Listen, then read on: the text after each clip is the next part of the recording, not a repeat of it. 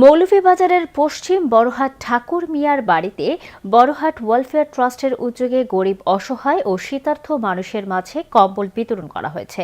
বিস্তারিত জানাচ্ছেন আমাদের মৌলভীবাজারের head of news Khalid Chowdhury. ক্যামেরায় ছিলেন অশ্বিনী সিনহা। মৌলভীবাজারের পশ্চিম বড়হাট ঠাকুর মিয়ার বাড়িতে বড়হাট ওয়েলফেয়ার ট্রাস্টের উদ্যোগে গরিব অসহায় ও শীতার্থ মানুষের মাঝে কম্বল বিতরণ করা হয়েছে।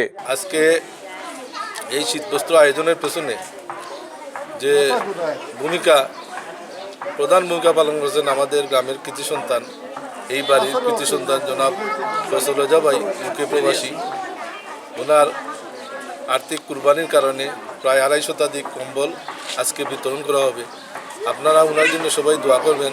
উক্ত অনুষ্ঠানে অত্র ট্রাস্টের সাধারণ সম্পাদক আব্দুল মতিনের সঞ্চালনায় সভাপতিত্ব করেন বিশিষ্ট শিক্ষাবিদ প্রফেসর আব্দুল রকিব।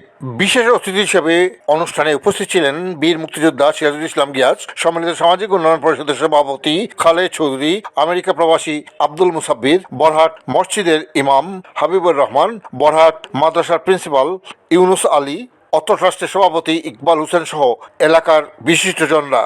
অনুষ্ঠানে সার্বিক সহযোগিতায় ছিলেন অত্র ট্রাস্টের ফাউন্ডার ইউকে প্রবাসী ফয়সল রাজা।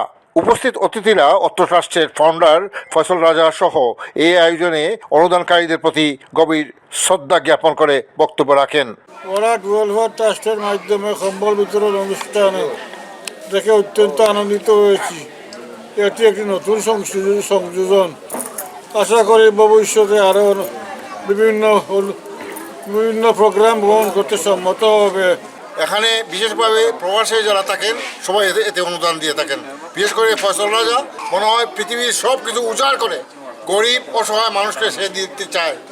এইসব মানুষের এই দান করার জন্য আল্লাহ কবুল করেন। হিন্দু মুসলমান সবাই যে সাহায্য করিয়া যাইতেছে, এটাই আমার কাছে আনন্দ।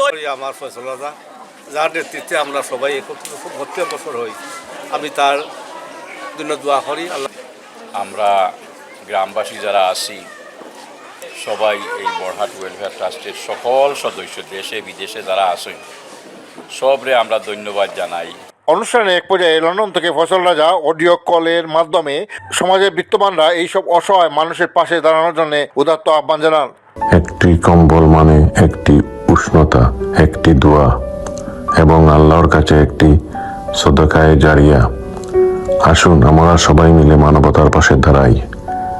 আমি আশা করি আগামী দিনগুলোতেও আপনারা আপনাদের সাহায্যের হাত আরও বাড়িয়ে দেবেন, যাতে আমরা এই মানবিক কাজ নিরবচ্ছিন্নভাবে চালিয়ে যেতে পারি ইনশাআল্লাহ। অনুষ্ঠানের শেষ পর্যায়ে উপকারভোগীরা এই কম্বল পেয়ে তাদের আবেগঘন অনুভূতি প্রকাশ করেন। এই সময় কম্বলটা পেয়ে আমার বহুত উপকার হবে। যারা দেশে কম্বল আল্লাহ থেকে ভালো করে